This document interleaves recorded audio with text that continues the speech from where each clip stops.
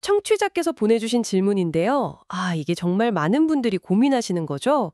한국 부동산 시장, 특히 그 매수 타이밍 문제요. 오늘 좀 깊게 얘기 나눠보겠습니다. 좋습니다. 특히 최근에 주택담보대출 규제 있었잖아요. 627 가계부채 관리 방안. 그 이후로 시장이 약간 좀 조용해진 느낌인데. 네, 거래량이 좀 줄었죠. 이럴 때 다들 지금 사야 하나 말아야 하나 고민이 더 깊어지잖아요. 과연 이 완벽한 타이밍이라는 걸 잡는 게 가능할까요? 아니면 전문가들은 좀 다른 얘기를 할까요? 바로 그 부분을 오늘 좀 파헤쳐 봐야 할 것 같습니다. 네, 그래서 오늘은 그 타이밍의 함정이 뭔지, 그리고 지금 같은 시기에는 시장을 어떻게 봐야 할지 그 핵심을 좀 알아보는 걸 목표로 하죠. 네, 좋습니다. 많은 분들이 거의 격언처럼 부동산은 타이밍이다 이렇게 생각하시죠? 그렇죠. 저도 그렇게 들었어요. 근데 기사에 나온 전문가들은 바로 그 점을 주의하라고 강하게 얘기합니다.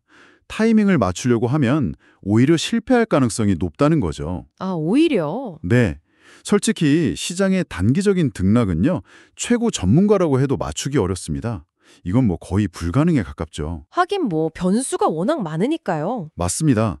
특히 지금처럼 정책이 바뀌거나 또 예상 못한 변수들이 계속 시장에 영향을 주잖아요. 이런 시기에는 더더욱 예측이 어렵죠. 그렇겠네요. 그러니까 예측 불가능한 것에 너무 의존해서 이 중요한 자산 결정을 내리는 건 위험 부담이 너무 크다 이 얘기입니다. 흥미로운데요. 대부분은 어떻게든 좀 싸게 바닥에서 잡으려고 노력하는데 그게 위험할 수 있다.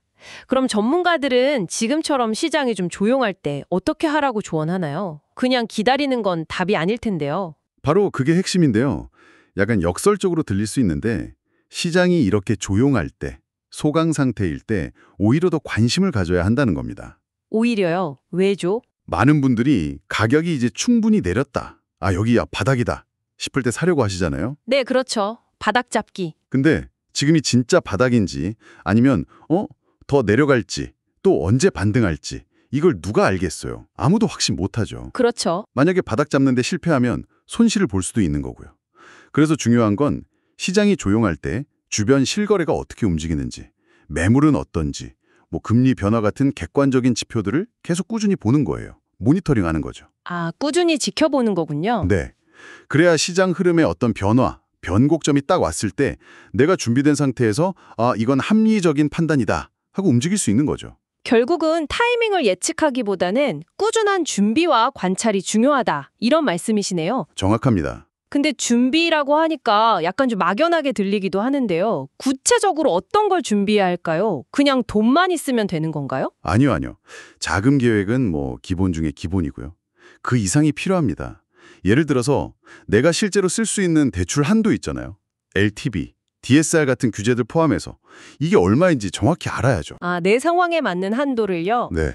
가능하다면 미리 은행 가서 상담도 좀 받아보고 자금 조달 계획을 아주 구체적으로 세워놓는 게 좋고요. 또 요즘 금리 오를 수 있다 이런 얘기 많잖아요. 네, 그렇죠. 걱정되죠. 그러니까 금리 인상 가능성 같은 걸 고려해서 우리 집 현금 흐름이 괜찮을지 여러 시나리오로 미리 점검해 보는 것도 중요합니다. 그리고 내가 어떤 동네, 어떤 종류의 집에 관심이 있는지 미리 좀 범위를 좁혀놔야죠. 관심 지역이랑 매물 종류도 미리 정해두고요. 네, 그리고 그 동네 시세라든지 관련 정책 같은 걸 꾸준히 살펴보는 것도 정말 실질적인 준비고요. 그냥 시장 좋아지면 그때 알아보지 이런 생각은 진짜 위험해요. 기회가 와도 못 잡겠네요, 그러면. 못 잡거나 아니면 오히려 너무 급하게 결정하다가 실수할 수 있죠. 준비가 안 돼 있으면요. 정말 그렇겠네요. 미리 공부 안 하면 시험 망치는 거랑 비슷하네요. 근데 이런 준비가 유독 한국에서 더 중요하게 강조되는 이유가 있을까요? 이걸 좀 더 큰 그림에서 보면요. 한국 가계 자산 구조의 특수성이랑 연결이 됩니다. 자산 구조요? 네. 우리나라 전체 자산 중에서 부동산 같은 비금융 자산 비중이 다른 나라보다 훨씬 높아요. 부동산 비중이요? 네. 월등히 높습니다. 특히 주택 시가 총액만 따져도 코스피 전체 시총의 거의 2.9배, 거의 3배 가까이 된다고 하죠. 와, 그렇게나 큰가요? 그렇습니다. 그러니까 자산 대부분이 부동산에 묶여있는 가구가 그만큼 많다는 뜻이에요. 최근에 주식이나 다른 투자처 관심이 높아지긴 했지만 네, 그렇죠. 그래도 여전히 한국에서는 자산 관리의 핵심, 그 축은 부동산일 수밖에 없는 현실입니다. 그러니까 부동산 시장에 늘 관심을 갖고 대비하는 게 자산 관리의 거의 기본이라고 할 수 있는 거죠. 그렇군요. 우리 자산 구조 자체가 부동산에 대한 지속적인 관심과 준비를 요구하는 셈이네요.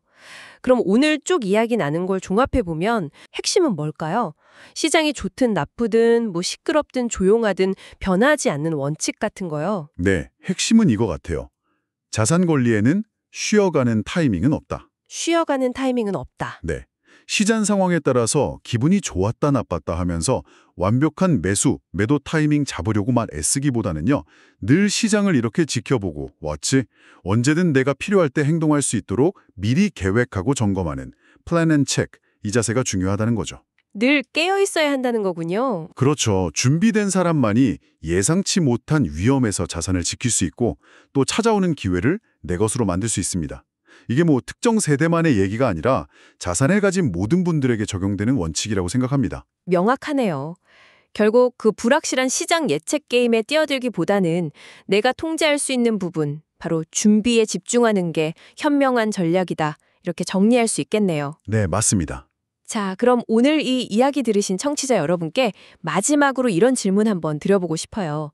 당장 집을 사거나 팔 계획이 없으시더라도요. 미래의 어떤 현명한 결정을 위해서 오늘 당장 시작할 수 있는 준비 활동, 아주 작고 구체적인 거 한 가지는 뭐가 있을까요? 좋은 질문이네요. 예를 들면 내가 관심 있는 동네 최근 실거래가를 한번 찾아본다거나 아니면 지금 LTV 규정이 어떻게 되는지 한번 확인해 보는 것 같은 아주 작은 거요. 한번 생각해 보시면 어떨까 싶습니다.